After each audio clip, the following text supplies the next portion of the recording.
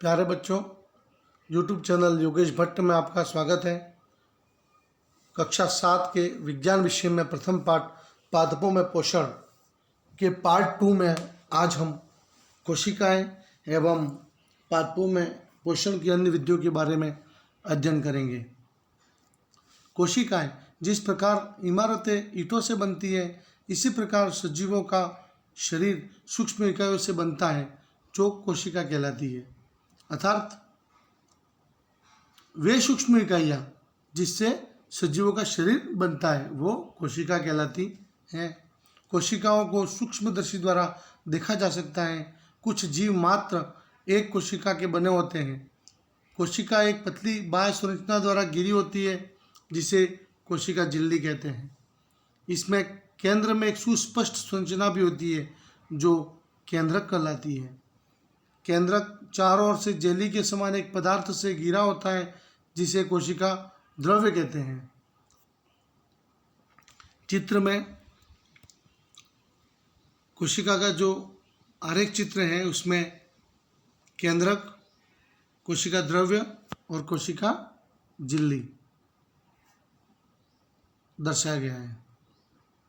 साथ ही इस चित्र में पत्ती में जो हरा वर्णक क्लोरोफिल होता है उसे बताया गया। पत्ती की काट का जो चित्र है उसमें क्लोरोफिल और द्वार कोशिकाएं, रंध्र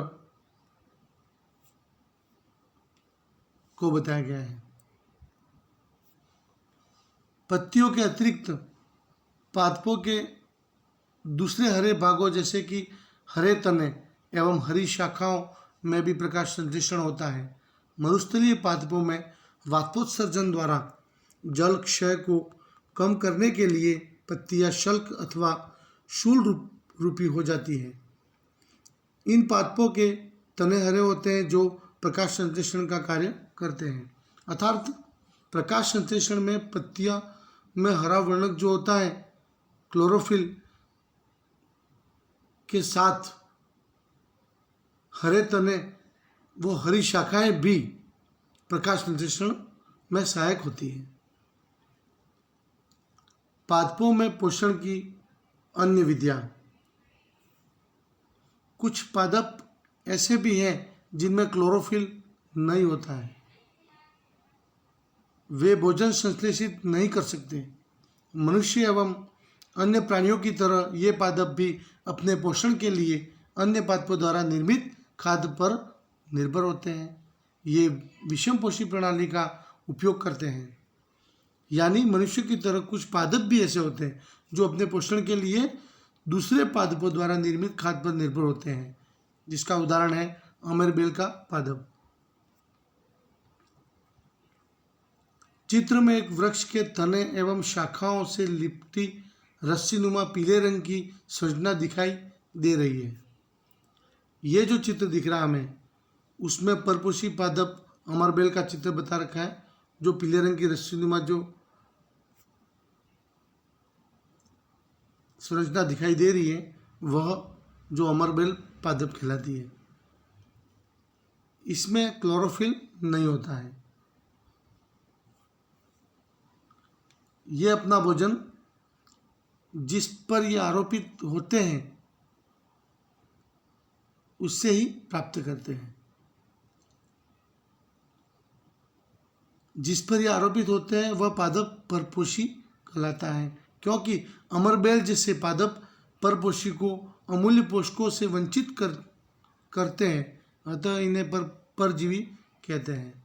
अमरबेल को परजीवी कहा गया है क्योंकि वो पादप के अमूल्य पोषकों से वंचित करते हैं। यानी जो पादप जिस पे वो आरोपित होता है, जो वह पादप जो भोजन बनाता है उसको वह खुद ग्रहण कर लेता है। कीटों का भक्षण करने वाले पादप कीटभक्षी पादप कहलाते हैं।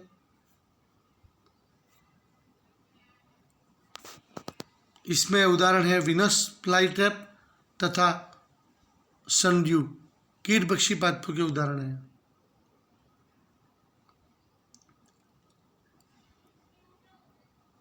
मृतजीवी पोषण जिसमें जीव किसी मृत एवं विघटित जैविक पदार्थों से पोषक तत्व प्राप्त करते हैं, मृतजीवी पोषण कहलाता है।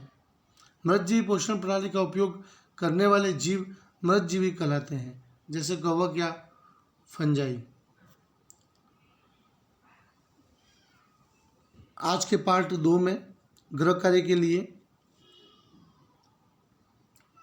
प्रथम प्रश्न, कोशिका की संरचना के बारे में सचित्र वर्णन कीजिए। विषमपोषी प्रणाली क्या है? कीटभक्षी पादप किसे कहते हैं? मृत जीव पोषण किसे कहते हैं? तीसरे प्रश्न में कीटभक्षी पादप किसे कहते हैं? कोई 2 उदाहरण के भी नाम लिखने हमें। धन्यवाद।